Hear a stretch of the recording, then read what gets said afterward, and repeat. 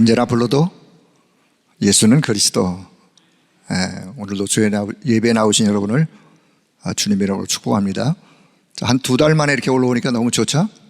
이 넓은 환경에서 그릇대로 하나님이 보내시는 것 같아요. 오늘 보니까 많은 분들이 나오셨어요. 감사드립니다. 오늘도 말씀 안에서 하나님이 내 자신에게 또 무엇을 말씀하고 계시는지, 그 언약을 잘 든든히 붙잡기를 바랍니다. 우리가 주일 강단을 통해서 지금 출애굽기의 말씀을 보고 계시는데, 출애굽기의 여러 장마다 사건이, 장소마다 사건이, 내용이 다르겠지만 늘 여러분이 잊지 말아야 될 게 하나 있어요.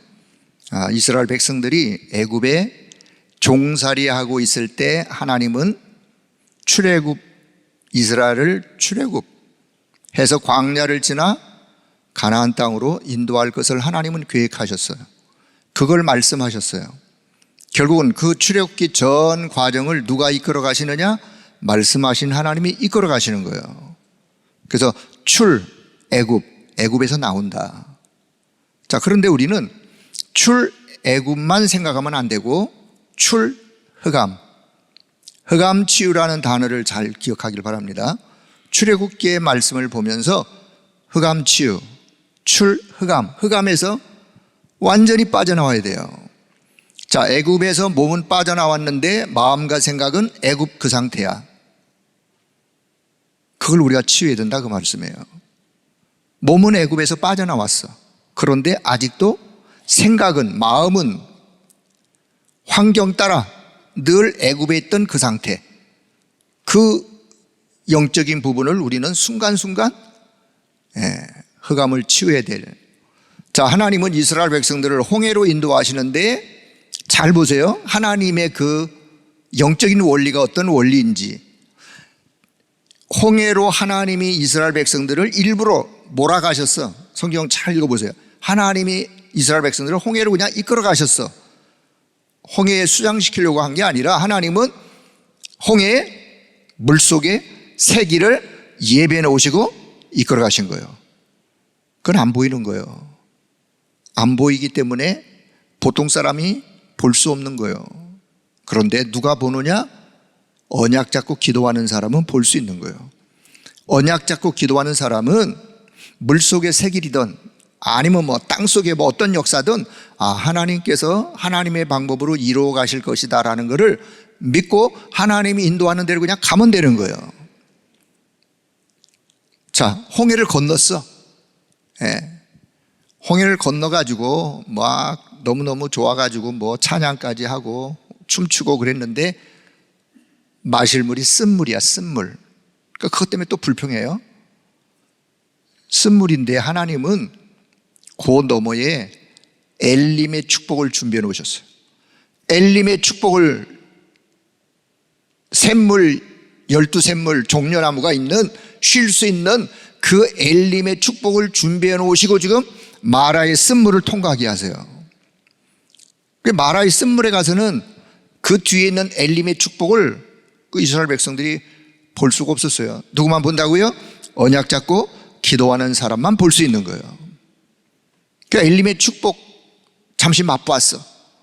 그리고 이제 벌써 약 75일이, 애굽에서 출애굽한 75일이 지났는데 또 먹을 거 없다고 배불리 먹었을 저 애굽 땅에 있을 때가 너무너무 좋았는데 하면서 옛날을 또 회상하고 옛날을 그리워하고, 차라리 애굽에서 비록 몸은 종살이였지만 배불리 먹고 있을 그때가 너무너무 좋았다. 모세를 원망하고 그 모세의 원망은 곧 하나님의 원망이에요. 그때 하나님이 낮에 밤에 하늘에서 만나와 메추라기라는 음식을 그냥 하나님이 그냥 쏟아 부었어. 밖에 나가서 그냥 걷어들이면 돼. 하루치 먹을 거 걷어들이고. 그러면 그 양식을 먹으면서 하나님이 출애굽기 16장 그 마지막 부분 12절에, 16장 12절에 이렇게 말씀하세요. 모세에게 내가 여호와 너희의 하나님인 줄 알라라고 가서 이야기해라. 내 백성들에게 가서 내가 누구냐? 내가 너희들의 여호와 하나님 아니냐? 라는 것을 가서 이야기해라. 왜? 조그만 문제가 있으면, 조그만 어려움이 있으면, 조그만 환경이 뭐 하면 금방 누구를 잃어버려요? 지금 이 일을 진행해가는 하나님을 놓쳐버리고 잃어버리는, 모세를 통해서 그걸 전달하고. 자, 저와 여러분도 구원받은 이후에 구원받았어요. 그런데 아직도 내 생각이, 내 마음이, 내 영적 상태가 옛날의 그 상태하고 비슷하게 지금도 내가 오늘 인생의 언약의 여정을 가고 있다면, 그래서 우리가 영적 싸움이 필요한 거예요. 흑암 치유가 그래서 필요한 거예요. 그래서 오늘 이스라엘 백성들의 상태를 보면서 지금 눈에는 보이지 않지만 여호와 하나님이 저와 여러분을 이끌어가고 계시다는 사실, 여호와 하나님이 나의 하나님 되어짐을 날마다 고백할 수 있기를 바랍니다. 고백하면서 믿음의 여정의 걸음을 한 걸음 한 걸음 인도받아 가는 거예요. 자, 오늘 그런 과정 속에, 자, 오늘 사도행 1장 3절의 한 절의 말씀을 보면서 하나님의 나라에 대한 이야기를 부활하신 주님이 말씀하고 계시기 때문에 오늘 제목을 그냥 하나님의 나라. 자, 하나님의 나라. 자, 기억하시면서, 자, 서론의 말씀을 좀 생각한다면, 자, 사복음서를 기록한 예수님의 제자 4명, 마태, 마가, 누가, 요한은 예수님의 제자였어요.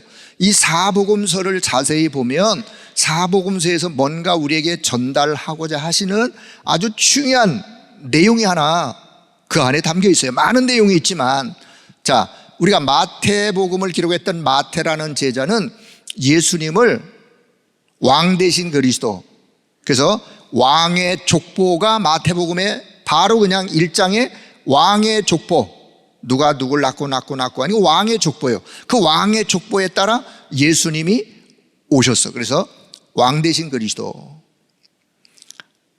마가복음을 기록했던 마가라는 제자는 마태가 기록한 것을 조금 다른 방향에서 종으로 오신 그리스도, 섬김의 종으로 오신 그리스도. 어떻게 보면 마태와 마가는 하늘과 땅 사이의 어떤 그런 면을, 종 대신 그리스도. 마가음 10장 45절, 인자가 온 것은 섬김 받으려고 온 것이 아니라 섬기려 온 것이다라고 그리스도의 섬김의 종된 그리스도의 모습을 이 마가복음 표현하고 있어요. 자, 누가복음은 예수님의 인성을 강조하시는데 인자 대신 사람으로 이 땅에 오신 그리스도. 그래서 누가복음이 사복음서 중에 예수님의 탄생 기사가 아주 세밀하게, 다른 서신에는, 복음서에는 없는 내용이 누가복음만큼은, 왜? 사람으로 오신 그리스도이기 때문에 그분이 어떻게 해서 그 어머니 아버지 마리아 요셉의 이야기부터 해서 탄생의 이야기가 쭉 앞부분에, 그래서 사람으로 오신 그리스도. 자, 요한복음은 사람으로 오신 그리스도의 아주 반대적인 말씀으로 계신 하나님이 성육신하여 이 땅에 오신 하나님이신 그리스도, 말씀이신 하나님이 성육신하여 이 땅에 오셔서 그 하나님 되신 그리스도를 요한복음은 하나님의 신성을 그래서 전체가 강조하고 있는, 자, 이런 사복음서에 보면 그 부분 중에서 아주 중요한 주제가 하나 등장하는데 오늘 그 부분을 하나님의 나라라는 단어로 좀 설명을 하고 싶어요. 하나님의 나라. 자, 우리는 그동안 하나님의 나라를 그냥 피상적으로 또 뭐 이상하게 조금 이렇게 먼 거리에 있는 것처럼 느끼면서 혹 지내왔다면, 자, 오늘 이 말씀을 잘 받으시면서, 자, 하나님의 나라는 하나님이 통치하는 공간이고 하나님의 임재가 있는 곳을 우리는 하나님의 나라라 그래요. 그게 어떤 뭐 공간의 어떤 의미보다도 시공간을 초월하여 하나님은 역사하시고 그분이 지금도 존재하시기 때문에 하나님이 통치하시고 하나님의 임재가 있는 바로 그것이 하나님의 나라이다. 자, 하나님의 나라를 통치하는 왕이신 예수가 도대체 누구냐? 그걸 사복음서는 말씀하고 있어요.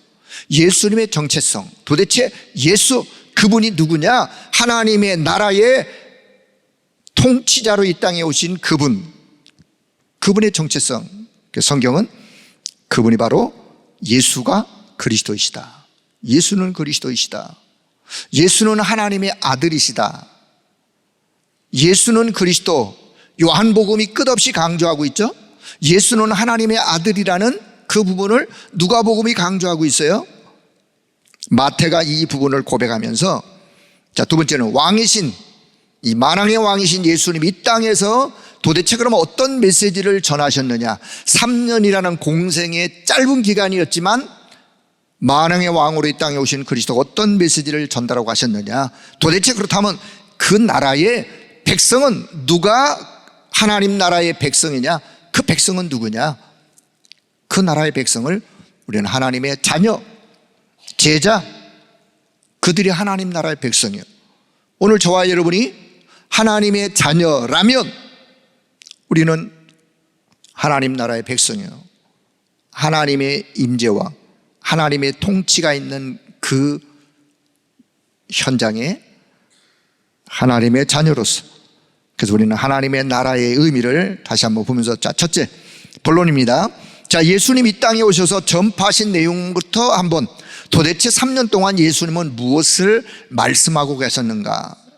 예수님이 이 땅에 오신 분명한 목적이 있을 텐데, 물론 구원을 이루기 오셨는데, 자, 누가복음 4장 43절에 보니까, 성경 찾을 시간 없으니까 그냥 제가 이렇게 표현했으니까 그냥 보시면 돼요. 자, 하나님의 나라의 복음을 전하여야 하라니. 누가 지금 말씀하는 거냐? 예수님이 직접 친히 이렇게 말씀하세요. 하나님의 나라 복음을 전하여야 하리니 나는 이 일을 위해서 보내심을 받았노라. 나는 이 일을 위해 보내심을 받았노라. 자, 그렇다면 예수님이 이 땅에 오신 목적이 뭐라고요? 하나님의 나라 복음을 전하려고, 하나님의 나라를 전하려고 그분이 오셨어요. 자, 누가복음 8장 1절에 보니까 그 후에 예수께서 각 성과 마을에 두루 다니시면서 무엇을 선포하셨다고요? 하나님의 나라를 선포하시며 그 복음을 전하실세. 하나님의 나라, 그게 곧 복음이요. 하나님의 나라의 복된 소식이 곧 복음이요. 하나님의 나라가, 그럼 구체적으로 하나님의 임재와 하나님의 통치가 있는 곳이 하나님의 나라라 그랬어요. 그래서 예수님은 이곳저곳 마을과 성을 다니시면서 하나님의 나라를 선포하셨던 예수님. 자, 누가복음 9장 1절 2절 보니까 예수께서 12 제자를 불러 모으사 모든 귀신을 제하며 병을 고치는 능력과 권위를 제자들에게 주시면서 제자들에게 무엇을 말씀하느냐? 너희가 나가서 하나님의 나라를 전파하며 질병으로 앓는 자를 고치도록, 이걸 미션을 주어서 제자들에게 내보내셨어요. 자, 그럼 보세요. 예수님이 친히 이 땅에 무엇을 전파하셨다고요? 하나님의 나라. 제자들을 현장으로 내보내시면서 뭐라고 말씀하셨다고요? 하나님의 나라를 전파하라. 가서 병든 자 고치고 귀신도 내어 쫓고 하는 권능을 주시면서 가서 하나님의 나라를 전파하라고. 자, 마태복음 4장 17절에 보니까 이때로부터 예수께서 비로소 전파이르되, 아까는 누가복음에 대한 말씀을, 자, 지금은 이제 마태복음의 말씀을 봅니다. 예수님이 비로소 전파이르되 회개하라, 천국이 가까워왔느니라. 여기서 말하는 천국이 하나님의 나라의 다른 표현일 뿐이에요. 회개하라, 천국이 가까이 왔느니라. 하나님의 나라의 임재를 지금 주님은 선포하시는 거예요. 자, 마태복음 4장 23절, 예수께서 온 갈릴리에 두루 다니사 그들의 회당에서 가르치시며 천국 복음을 전파하시며 백성 중에 모든 병과 약한 것을 고쳐주시는, 모든 병과 약한 것을 고쳐주시는 목적은 그것 때문에 이 땅에 오신 것이 아니라 하나님의 나라 천국 복음을 전파하기 위하여, 하나님의 나라 천국 복음을 전파하시면서 주님이 하셨던 사역들이에요. 자, 마태복음 5장 1절에 12절, 우리가 잘 아는 산상수훈의 마태복음 5장, 심령이 가난한 자는 복이 있나니 천국이 그들의 것이며. 예수님이 산상수훈을 시작하신 때에 천국에 대한 이야기를 심령이 가난한 자, 물론 심령이 가난한 자의 또 어떤 다른 해석이 필요하겠지만 지금 그럴 시간은 없고요. 자, 천국이 그들의 것이며. 자, 지금 뭘 말씀드리느냐? 예수님은 이 땅에 오셔서 전파하시는 내용이 제자들에게 너희가 나가서 무엇을 전파하라? 하나님의 나라, 천국 복음. 하나님의 나라를 전달하라고. 자, 마가복음 1장 15절 보니까 이르시되 때가 찼고 하나님의 나라가 가까웠으니 회개하고 복음을 믿으라 라는 말씀으로부터 예수님은 공생의 사역을 시작하십니다. 하나님의 나라가 가까웠다. 그러니 회개하고 복음을 믿으라. 하나님의 나라는 곧 복음인데, 그래서 하나님의 나라를 선포하시는. 자, 예수님은 공생의 3년간 말씀으로 병자를 고치시고 귀신도 쫓아내시고 하시면서 더불어 하나님의 나라를 전파하셨어요. 그러니까 병자를 고치고 귀신을 쫓아내는 것은 하나님의 나라를 전달하기 위하여 사람들이 모였을 때 모인 그들에게 예수님이 그리스도 되신 증거를, 능력을 나타내신 거죠. 핵심은 하나님의 나라, 하나님의 나라를 전파하셨다. 자, 그러면 두 번째, 예수님은 하나님의 나라에 대해서 사람들이 잘 알아듣지 못하니까 여러 가지 비유를 통해서 설명을 하세요. 비유는 쉽게 좀 이해를 돕기 위해서 들을 자는 듣고, 오히려 비유로 인해서 더 못 알아들을 자는 더 못 알아듣도록 비유를 통해서 잘 알아들을 수 있도록. 자, 마가복음 4장 26절 29절 보니까 하나님의 나라는 사람이 씨를 땅에 뿌리는 것과 같으니, 씨를 땅에 뿌리는 것과 같으니. 자, 앞뒤로 계속 말씀을 읽어보면 땅에 씨 뿌리는 비유, 자라나는 씨 비유. 씨가 땅에 떨어졌는데 그 씨가 자라는 거예요.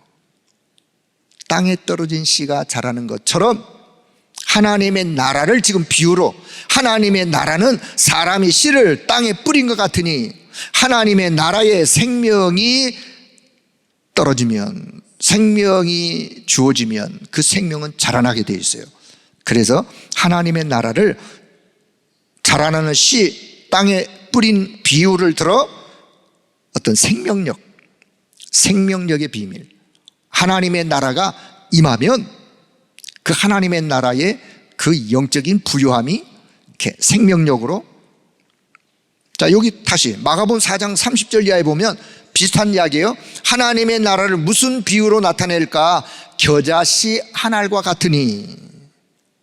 겨자씨, 씨 중에 가장 작은 씨 겨자씨. 그런데 성경은 마가복음 4장 30절 쭉 밑에 보면 요 겨자씨 한 알이 땅에 떨어졌더니만 이게 자라가지고 큰 가지를, 새들이 와서 깃들일 만큼 큰 나무로 바뀌어지는. 그 말은 무슨 말이에요? 겨자씨 한 알처럼 하나님의 나라를 무슨 비유로 나타낼까? 겨자씨 한 알 같다. 겨자씨 한 알처럼 미미한 것 같지만 땅에 떨어지면 생명력이 있어 자라서 큰 나무를 이루는 것처럼 저와 여러분의 심령에 하나님의 나라의 생명력이 떨어지면 아무것도 아닌 것 같지만 안 그렇단 말이에요. 그 생명력은 어마어마한 거예요. 현장에 흑암 권세가 꺾여지고 하나님의 나라가 임한 것이 아무것도 아닌 것 같지만 그 현장에 어마어마한 생명력으로 그 현장을 바꿀 수 있는 비밀이 담겨 있는 거예요. 자, 마가복음 10장 14절에 비유입니다.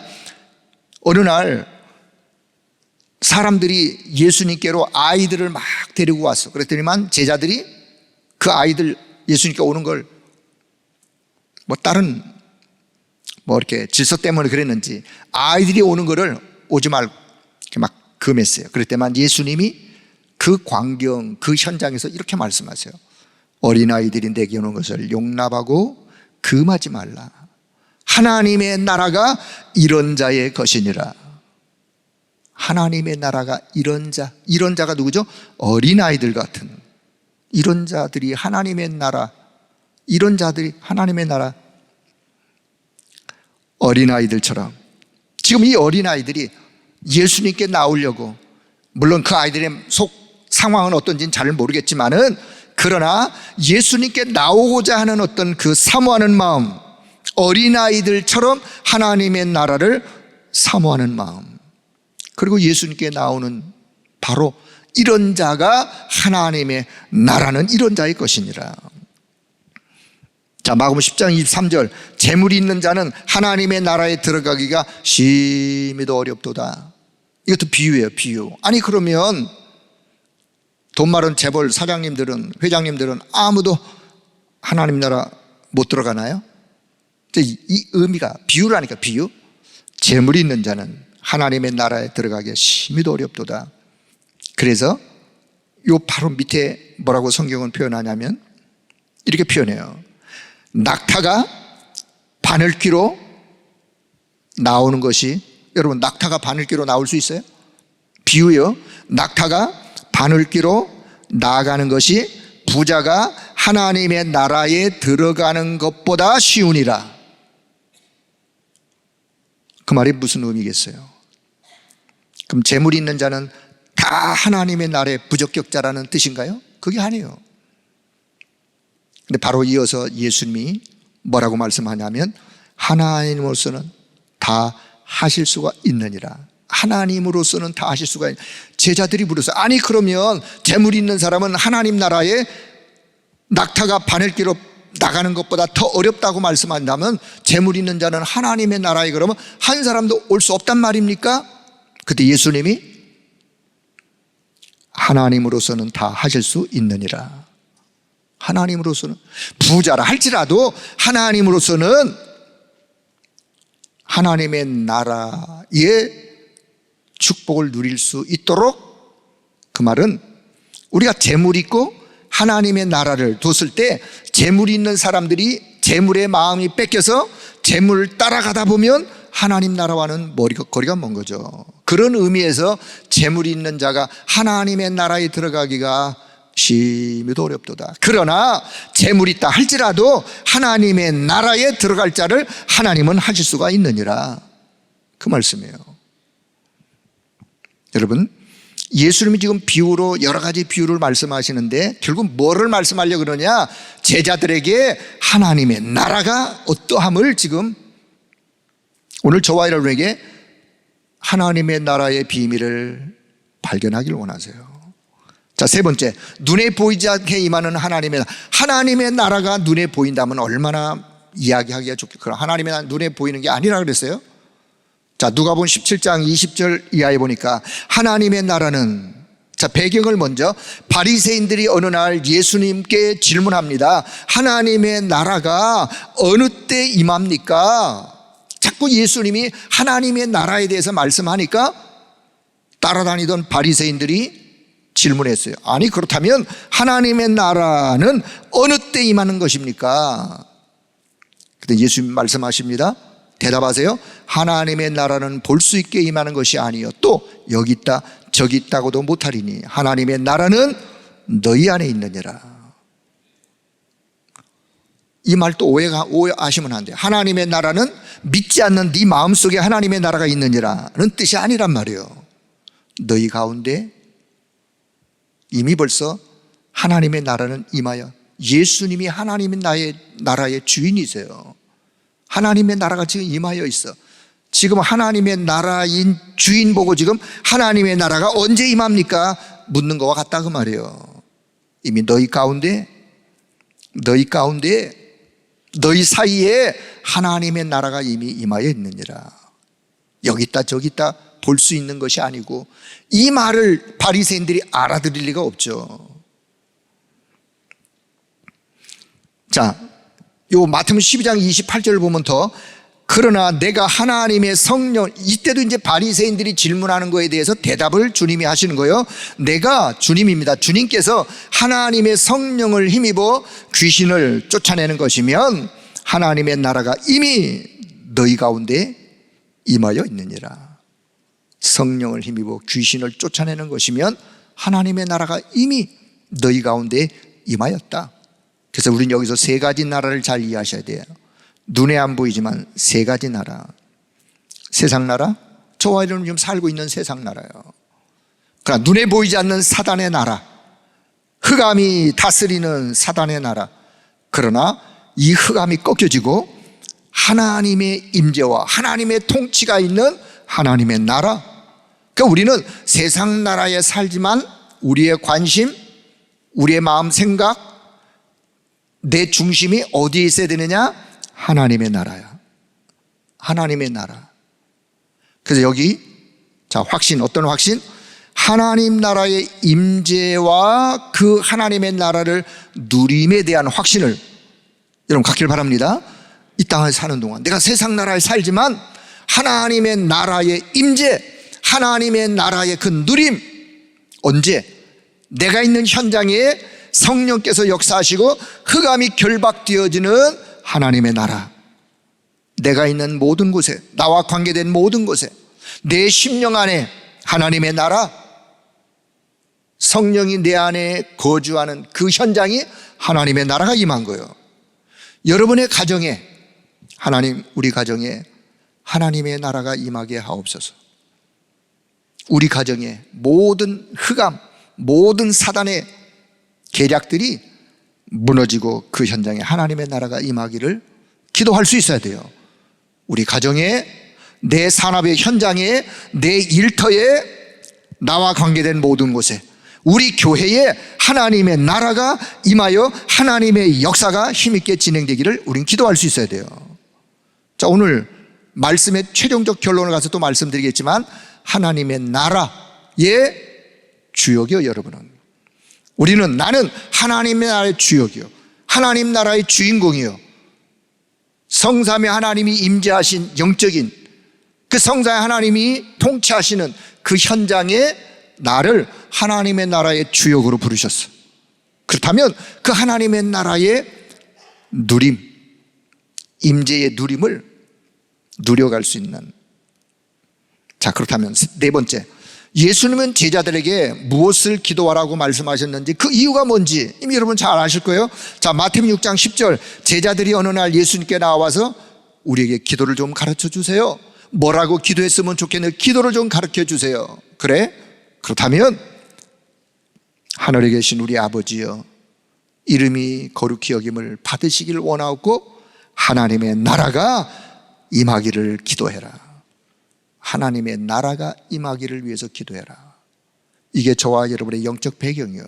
왜 주님은 하나님의 나라를 위해서 기도하라, 너희의 지금의 현실의 문제를 두고 기도하라고 말씀하지 않았어요? 하나님의 나라가 임하기를 위해서 기도해라. 저와 여러분의 영적 배경, 하나님의 나라가 임하면 거기에 성령이 역사하게 되어 있어요. 거기에 흑암 권세가 무너지게 되어 있는 거예요. 그 하나님의 나라가 임하기를 기도해라. 그래서 마태복음 6장 3, 4절, 너희가 다른 거 먼저 기도하려고 애쓰지 말고 세상 사람들이 추구하는 거, 그거 세상 사람들이 기도하는 거야. 너희는 먼저 하나님의 나라와 그의 의를 먼저 구하여라. 그리하면 이 모든 것을 너희에게 더하여 주실 것이라고 주님은 약속하고 계세요. 여러분, 그렇다면 여러분의 기도 속에 가장 먼저 하나님의 나라가 임하기를, 하나님 나라의 누림의 기도가 기도되기를 축복합니다. 하나님의 나라. 자, 그래서 하나님의 나라는 응답 중에 응답이에요. 내가 어떤 응답을 받을까? 응답 중에 응답, 하나님의 나라. 어떤 누림? 누림 중에 누림, 하나님의 나라. 그래서 하나님의 나라를 두고 우리가 기도하는 거예요.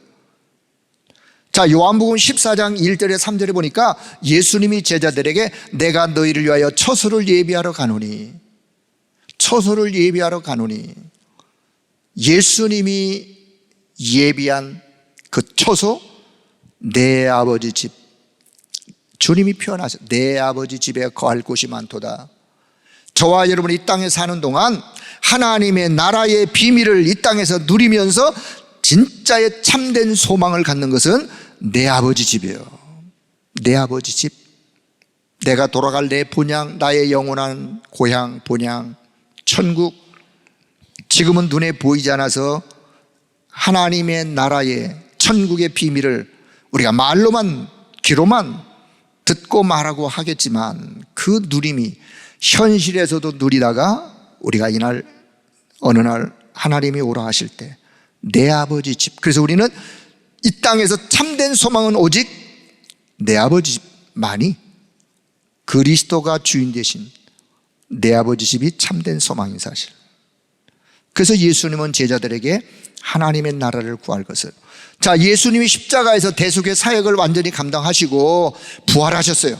40일 동안 집중하여 제자들에게 하신 말씀이 오늘 사도행전 1장 3절의 말씀이에요.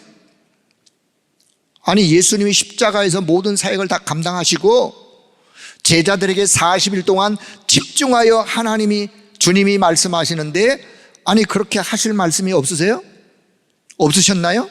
왜 없으시겠어요? 그런데 40일 동안 제자들에게 가장 중요한 것을 각인시키고 승천해 가셔야 돼요. 주어진 시간이 40일이라는 시간, 그 시간 동안 40일 동안 제자들에게 보이면서 하나님 나라의 일을 말씀하셨어요. 하나님의 나라를 말씀하시면서 지금부터 너희들은 하나님의 나라의 일을 위해서 그 일을 할 것을, 하나님 나라를 위하여 살 것을, 하나님의 나라를 주님이 말씀하세요. 부활하셔서 그 짧은 기간 동안에 해야 할 말씀이 참 많으셨을 건데 오직 하신 말씀은 뭐라고요? 하나님 나라, 하나님 나라. 물론 사복음서의 마지막 부활 메시지가 있습니다만은 40일 동안 집중하여 하신 말씀은 하나님의 나라. 너희는 가서 모든 민족 제자 삼아라. 제자를 삼아서 결국 그 제자가 심을 게 뭐냐? 하나님의 나라요. 하나님의 나라, 천국 복음이에요. 예수님 이 땅에 오실 때부터 십자가에 죽으시고 부활 승천하실 때까지 예수님의 최대 관심은 어디 있었느냐? 오직 하나님의 나라에 집중되어 있었어요. 그만큼 하나님의 나라는 중요하다는 사실. 아니, 예수님이 그만큼 중요해서 하나님의 나라를 40일 동안 제자들에게 각인시켰다면 오늘 저와 여러분의 심령 속에 뭐가 각인되어 있어야 되느냐? 하나님의 나라, 하나님의 나라. 그 하나님 나라의 영적인 부유함을 누리고 살으라고. 어디에서? 세상 나라에서. 그 하나님의 나라의 부유함을 방해하는 사단의 나라를 깨트리면서 그 하나님의 나라. 자, 그런데 제자들의 관심 보세요. 예수님이 사도행전 1장 3절에 하나님의 나라를 말씀하셨는데 그 뒤에 쭉 읽어보면 예수님이 지금 현실적인 문제도 좀 관심을 가져주시고 우리에게 현실적인 문제도 좀 말씀해 주셨으면 참 좋을 텐데, 사도행전 1장 6절이에요. 사도행전 1장 3절 바로 아래에 6절에 뭐라고 하나? 그들이 모였을 때 예수께 여쭙니다. 아니 주님, 하나님 나라만 자꾸 말씀하지 말고 지금 우리나라가 지금 로마에 속국되어 있는데 이스라엘 나라를 회복하심이 지금 이때요. 어느 때요? 제자들이 예수님께 질문합니다. 왜요? 관심이 있으니까 질문해요. 제자들의 질문, 지금 로마에 압제를 당하고 있는 이 현실적인 문제, 어떻게 좀 우리가 이 현실적인 문제를 해결할 수 있는지 설명을 좀 해 주시지 왜 자꾸만 하나님의 나라만 이야기합니까? 1장 7절 주님 말씀하 이르시되, 로마로부터 언제 어떻게 해결할 걸 말씀하지 않고요, 때와 시기는 아버지께서 자기의 고난에 두셨으니 너희가 알 바 아니요. 예수님의 대답이요, 때와 시기는, 로마로부터 그 때와 시기는 아버지께서 자기의 고난에 두셨기 때문에 그 너희 알 바 아니야. 예수님의 관심과 제자들의 관심이 어떤 차이가 있나를 잘 보세요. 그러면서 하신 말씀이 사도행전 1장 8절의 말씀이에요. 로마, 압제받는 거, 해방받는 거, 그건 널 알 바 아니야. 오직 성령이 너에게 임하시면 너희가 권능을 받고 예루살렘과 온 유대와 사마리아와 땅끝까지 이르러 내 증인이, 어떤 증인이요? 하나님 나라의 증인이요 되리라고 말씀하시는. 그리고 1장 9절에 이 말씀을 마치시고 제자들이 보는 그 상황에 주님이 승천해 가세요. 뭐만 말씀하시고요? 하나님의 나라만 말씀하시고, 예수님의 관심은 오직 하나님의 나라. 그 말씀을 듣는 제자들의 관심 오직 현실 문제. 어떻게 보면 제자들이 볼 때 예수님이 너무 우리를 무관심하시는 거 아닌가라고 혹 제자들이 생각할 수도 있어요. 로마의 압제로부터 해방받는 문제에 대해서 한마디도 말씀 안 하시고 초질관, 눈에 보이지도 않고 손에 잡히지도 않는 뜸구름 같은 하나님의 나라 얘기만 하고 예수님은 제자들의 곁을 떠나가셨어요. 왜 그렇게 했어요? 너희가 관심 가질 것은 그건 하나님의 나라야. 로마로부터 그건 하나님이, 때와 시기는 하나님이 가지고 계셔. 그거 너희들이 해결할 문제 아니야. 주님은 그것보다 더 중요한 하나님의 나라에 대한. 자, 그렇다면 오늘 이 미션을 발견했던 사람이 한 사람이 있었는데 그분이 바로 전도자 바울이었어요. 전도자 바울의 사역을 자세히 보면 그는 처음부터 이방인들을 위한 사역이었어요. 237을 위한, 지금으로 표현하면 237을 위한 이방인을 향한 사역. 이방인을 향해 가서 그들을 만나서 하나님의 나라를 전달하고 복음의 능력으로 그들을 치유하고 그들을 서밋으로 세우면서 다시 하나님의 나라를 그들에게 심는 바울의 사역. 사도행전 19장 8절에 보니까 바울이 회당에 들어가서 석 달 동안을 담대하게 하나님의 나라에 관해서 강론하고 권면하고 가르치고, 어디에서요? 회당에서요. 회당이 어떤 곳이에요? 하나님 앞에 예배하러 나온 자들이에요. 하나님 앞에 예배하러 나온 그들에게 하나님의 나라가 무엇인지, 진짜 응답 중에 응답이 뭔지, 무엇을 기도해야 되는지. 자, 사도행전 19장 9절 바로 그 밑에 보면 두란노 소원에서 날마다 강론하고 2해 동안, 2년이란 2해 동안 이같이 하니, 날마다 강론할 때 뭘 했겠어요? 하나님의 나라에 대해서 강론할 수밖에요. 자, 사도행전 28장 30절 32절은 바울이 죄수의 몸이 되어서 로마 셋집에 감금이 되어 있었어요. 그때 로마의 제자들이 바울에게 찾아왔을 때 바울은 무엇을 이야기했느냐? 바울이 로마 셋집에 2년 동안 감금되어 있을 때 뭘 전파했느냐? 하나님의 나라를 전파하며 주 예수 그리스도에 관한 것을 담대하게 거침없이 가르치더라. 바울의 가슴 속에는 하나님의 나라에 대한 이 복음의 비밀을, 하나님의 나라가 복음의 비밀이에요. 하나님 나라의 주인이 그리스도예요. 자, 결론. 자, 그렇다면 오늘 서론에서 본론 기억하세요. 예수님이 이 땅에 오신 것도 이 일을 위하여, 하나님의 나라를 증거하기 위하여. 제자들을 내보내시면서 하나님의 나라를 증거해라. 그리고 하나님의 나라에 대한 많은 비유들을 말씀하셨어. 그리고 제자들에게 기도도 먼저 구할 것을, 하나님 나라 임하기를 기도하라고 말씀하셨어요.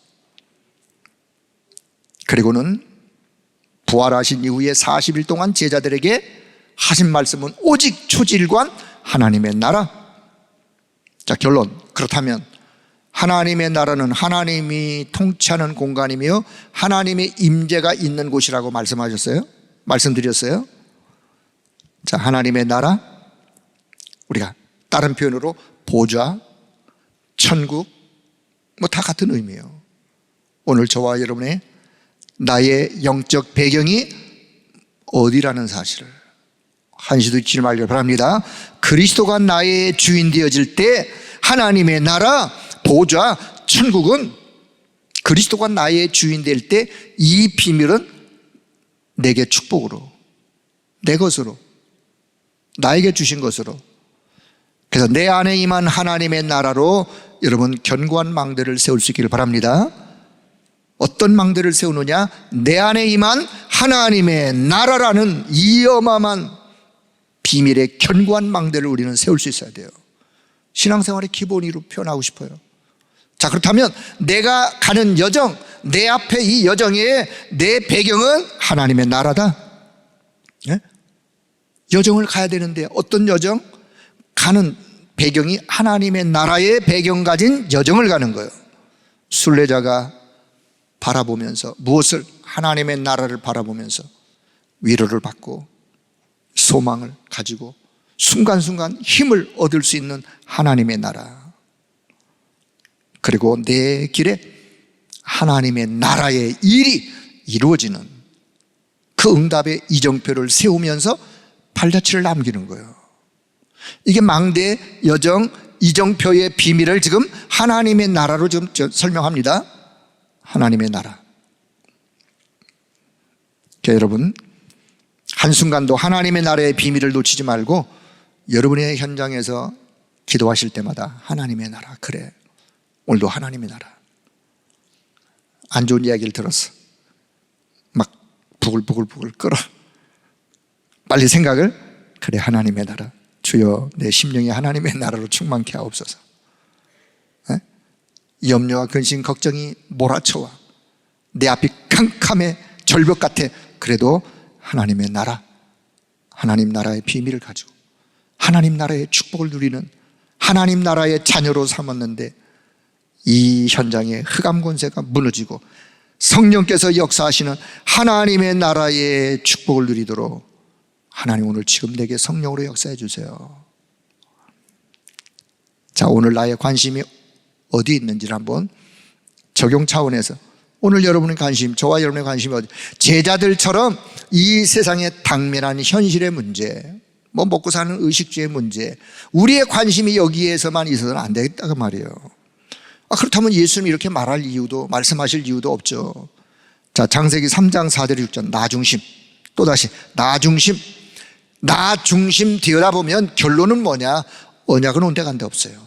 언약은 희미하고 방향도 잃어버리고 하나님의 방향, 하나님의 목표 다 잃어버린 거예요. 방황할 수밖에 없어요. 한계에 부딪힐 수밖에 없어요. 나 중심은 결론이 그렇단 말이에요. 창세기 6장 4절 6절 물질, 세상 중심 가다 보면 결론은 흑암에 잡히는 네피림, 흑암에 잡히는 네피림으로 가는 거예요. 창세기 11장 1절 9절 우리 이름을 내고 우리의 성공, 야망, 우리의 출세 하다 보면 결론은 곧 무너질 바벨탑 되는 거예요. 오늘 내 관심이 어디 있냐 말이죠. 내 관심이 제자들처럼 현실의 문제, 창세기 3장 6장 11장의 문제 속에 오늘 내 관심이 있는지. 우리는 여기서 벗어났지만 아직도 여기에 매여 있다는 사실 잘 이해하셔야 돼요. 우리는 여기서 벗어났어요, 신분상. 그런데 오늘도 현장으로 돌아가면 여기에 또 잡혀 있어. 그래서 순간순간 우리는 흑암치유라는 단어를 놓치면 안 돼요. 흑암치유. 애굽이 문제가 아니에요. 흑암으로부터의 흑암치유. 자, 예수님은 오직 하나님 나라에만 관심을, 주님의 모습이에요. 오직 하나님의 나라에 대한 관심을.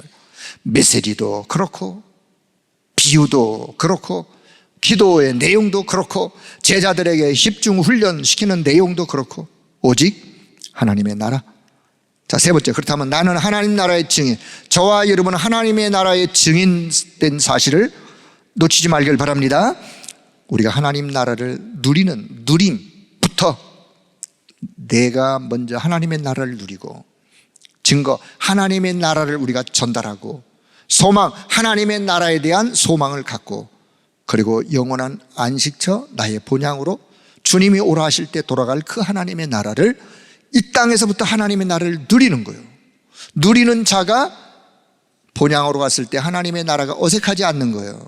왜? 내가 이 땅에 누리던 하나님의 나라였으니. 자, 하나님의 언약이 나의 언약이 되어지고, 그 하나님의 언약이 나의 언약 될 뿐만 아니라 나의 기도 제목 되기를 기도하는, 하나님 나라의 증인은 그렇단 말이에요. 하나님의 방향이 나의 계획이 되기를 기도하는, 하나님의 목표가 있는데 그 하나님의 목표가 나의 삶이 되기를 기도하는. 언제? 24로. 오직 24로. 그러면 유일성의 25, 하나님의 나라가 임하게 되어 있어요. 그러면 영원한 축복으로 연결되어지는 하나님의 나라의 일이 이루어지는. 그래서 오늘, 자, 최종적 결론 중에 결론. 자, 그렇다면 지금부터 내 심령 안에 하나님의 나라가 임하여 있다는 것을 놓치지 말기 바랍니다. 내 심령 안에 하나님의 나라가 임하여 있어요. 하나님의 나라가 임한 내가 가는 모든 현장에 하나님의 나라가 임하기를, 여러분이 가는 현장마다 하나님의 나라가 임하기를 기도할 수 있기를 바랍니다. 내 자녀를 보면서, 그래, 하나님 나라의 영적인 배경의 축복을 누리고 살 수 있도록, 끊임없는 세상에 흑암의 공격이 끊임없이 오는데 하나님의 나라의 비밀을 가지고, 하나님의 나라의 영적인 힘을 가지고 현장에서 살아갈 수 있도록, 그 기도의 배경은 이 비밀을 발견한 사람만이 기도할 수 있는 거 아니겠습니까? 여러분이 가는 모든 현장에 하나님 나라의 영광이 드러나고 또 하나님 나라의 축복을 여러분이 먼저 마음껏 누리는 그런 은혜가 있기를 주의 이름으로 축복합니다. 237의 나라에 하나님의 나라가 임하기를, 237의 나라에 하나님 나라의 비밀을 발견한 제자들이 일어나기를, 우리 후대 렘넌트들의 가슴 속에 하나님의 나라의 비밀이 담겨지기를 기도하는, 그래서 그 축복을 여러분이 먼저 누리는 그 은혜가 넘쳐나기를 주의 이름으로 축복합니다. 하나님의 은혜를 감사합니다. 오늘도 우리를 축복의 사람들로, 하나님 나라의 축복의 주역들로 불러주시고 하나님의 나라의 비밀을 말씀하시는 주여, 이 말씀을 가슴판에 언약으로 담게 하시고 이 언약을 우리 현장에서 우리가 먼저 누리며 이 하나님 나라의 증인의 삶을 살기를 원하옵고, 그리고 더 나아가 237 나라 5천 종족 그 현장에 하나님의 나라가 임하여 모든 흑암 권세가 무너지고 하나님의 최고의 계획이 성취되어지는 그런 은혜가 우리가 가는 걸음걸음 속에 임할 수 있도록 주님이 역사하여 주옵소서. 우리 교회의 기관, 부서, 조직 모든 곳 구석구석 하나님의 나라가 임할 뿐만 아니라 하나님 나라의 축복을 누리는 우리 모든 성도들이 다 되도록 성령 하나님이 역사하여 주옵소서. 모든 영광 하나님 앞에 올려드리며 우리 주 예수 그리스도의 이름으로 기도드리옵나이다. 아멘.